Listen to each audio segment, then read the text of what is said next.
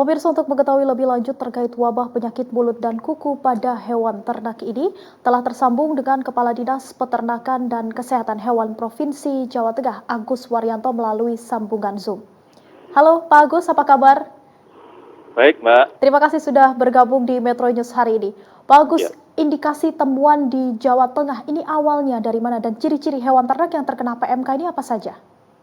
ya. Jadi paling tidak ada 3 hal. Yang pertama adalah dari suhu tubuh sapi. Suhu tubuh sapi ini menjadi demam sapi ya dengan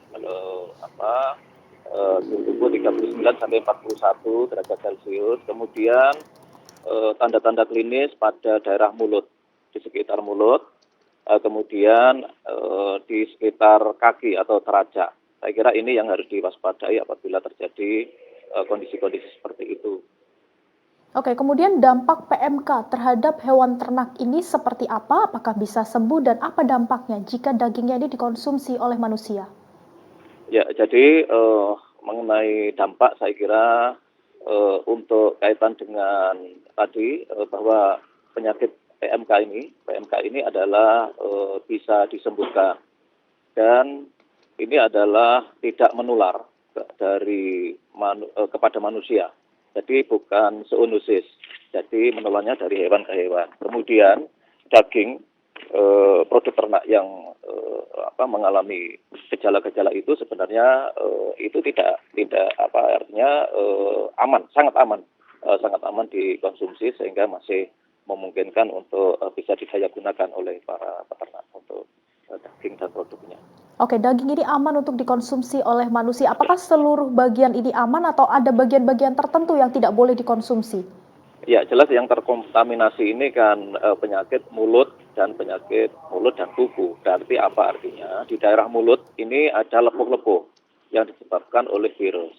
Kemudian lepuh ini otomatis kan berkaitan dengan mulut, kemudian saluran pencernaan ini jelas tidak boleh dikonsumsi ya, mulai dari sekitar mulut ini, mulai dari lidah, kemudian sampai kepada saluran pencernaan ini saya kira ini sejujurnya tidak dikonsumsi. Kemudian terajak tadi yang lepuh tadi, karena kan itu juga terindikasi kena ini. Jadi bagian-bagian. Tapi kalau untuk daging, kemudian yang tadi tidak ada kaitannya dengan saluran pencernaan, saya kira ini masih bisa.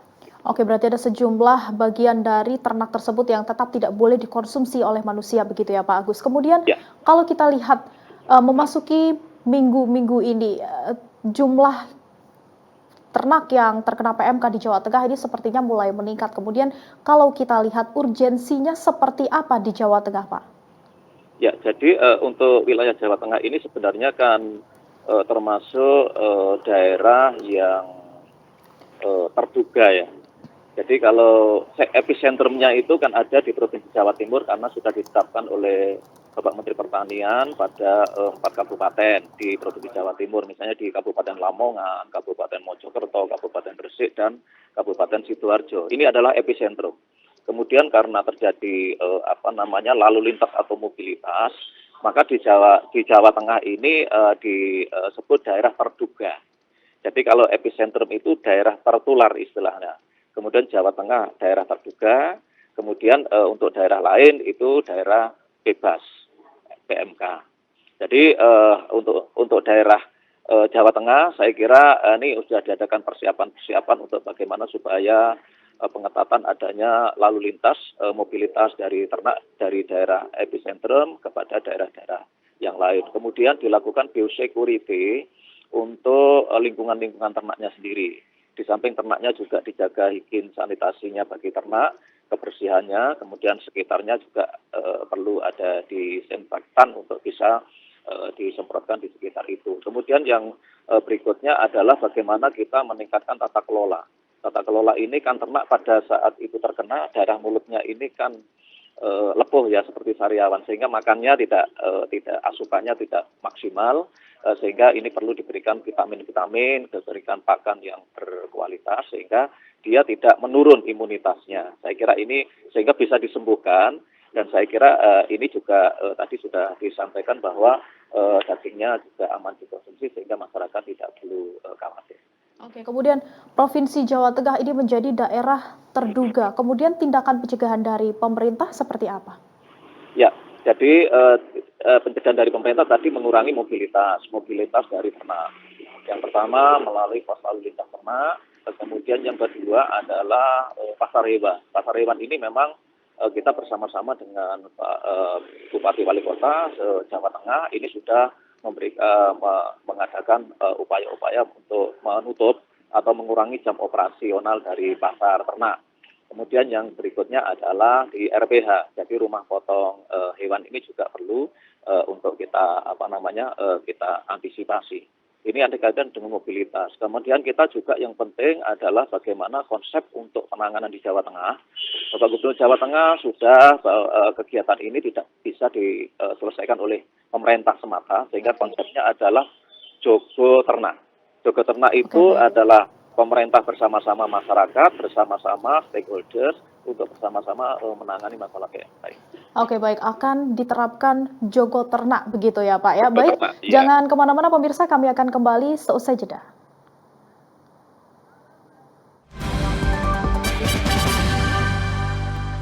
Pemirsa masih di Metro News bersama saya Reida Pulpi dan masih membahas mengenai penyebaran wabah PMK di Jawa Tengah bersama dengan Kepala Dinas Peternakan dan Kesehatan Hewan Jawa Tengah Agus Waryanto. Pak Agus, baru saja Pak Agus melaksanakan rakor bersama dengan Menteri Pertanian dan Dirjen PKH. Apa hasilnya? Ya, jadi hari ini memang diselenggarakan rapat koordinasi langsung dari Pak Menteri Pertanian, beliau memimpin, kemudian dengan Pak Dirjen PKH dengan 14 provinsi yang sudah ada beberapa gejala tentang PMK itu. Kemudian beliau sangat menekankan bahwa memang tagline-nya adalah bahwa PMK ini adalah merupakan penyakit yang saya kira bisa disembuhkan. Jadi bisa disembuhkan. Kemudian yang berikutnya adalah sebenarnya ini juga tidak berbahaya karena memang tidak menular kepada manusia.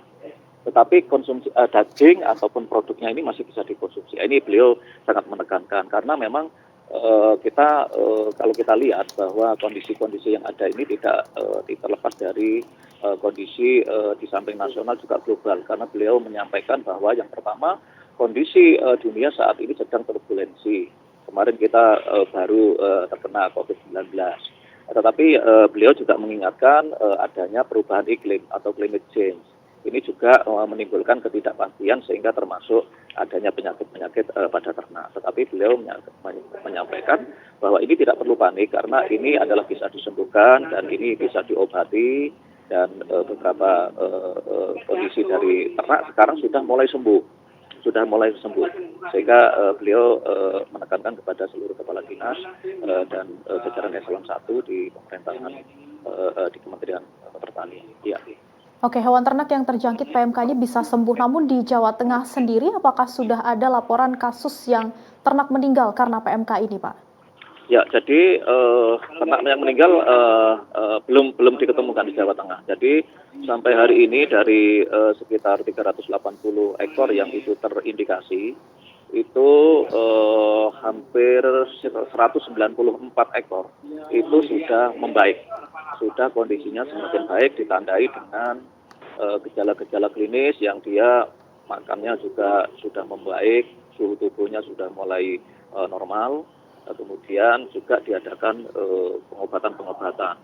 Tetapi memang dari yang ada itu juga kemarin ada peternak yang memang agak gelisah, sehingga daripada keduluan ternak itu mati, walaupun ini tidak terjadi di Jawa Tengah, itu beberapa ada 7 yang dipotong. Tapi ini adalah atas inisiatif peternak, bahwa daripada nanti itu ada juga menularkan, lebih baik dipotong seperti tadi, dagingnya masih bisa dikonsumsi. Oh begitu, baik. Ya. Kemudian untuk hewan ternak yang terjangkit PMK, begitu apa saja sebenarnya hal penting yang perlu diperhatikan oleh peternak?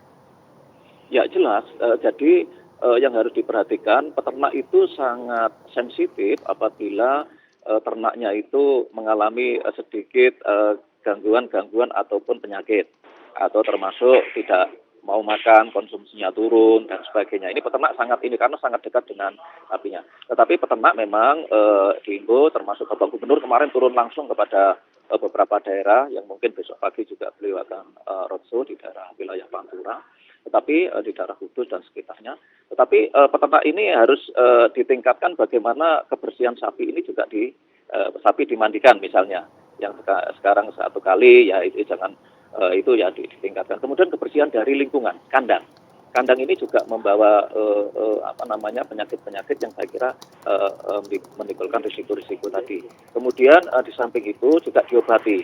Jadi pengobatan-pengobatan kan sudah ada yang ada di lokal maupun ada. Kemudian ini kalau tadi informasi dari Bapak Menteri Pertanian, memang di minggu pertama Juni ini sudah secara terbatas sudah ada vaksinnya, termasuk nanti vaksin dalam negeri yang diproduksi oleh Puspetma Surabaya. Ini adalah di bawah Dirjen PKH, Peternakan dan Kesehatan Hewan, milik dari Kementerian Pertanian sendiri. Ini sudah bisa memproduksi nanti di akhir Agustus paling lambat. Oke, Jadi, untuk vaksinasi ini nanti seperti apa, Pak? Jadi vaksinasi ini adalah bentuknya vaksinasi massal. Biasanya itu 1 kali, kemudian diselang 6 bulan, kemudian diperkuat lagi vaksin berikutnya. Paling tidak 2 kali. 2 kali ini tergantung kalau nanti di Jawa Tengah misalnya sapinya itu kan ada 2 juta ekor. 2 juta ekor berarti harus disiapkan vaksin tadi 2 juta kali 2. Kan gitu. Nah ini konsepsi yang ada seperti itu akan disiapkan. Untuk biayanya sendiri bagaimana, Pak, untuk vaksinasi Ya, ini? jelas nanti akan tidak memberatkan kepada peternak karena musim sekarang ini adalah saatnya membantu dan melindungi peternak. Oke. Saatnya membantu dan melindungi peternak.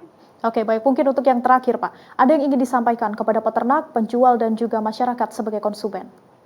Ya, jadi kaitan dengan para peternak ini memang saya kira di beberapa daerah di Jawa Tengah memang tidak panik, tapi ayo kita tingkatkan mengenai sanitasi dan kebersihan kandang.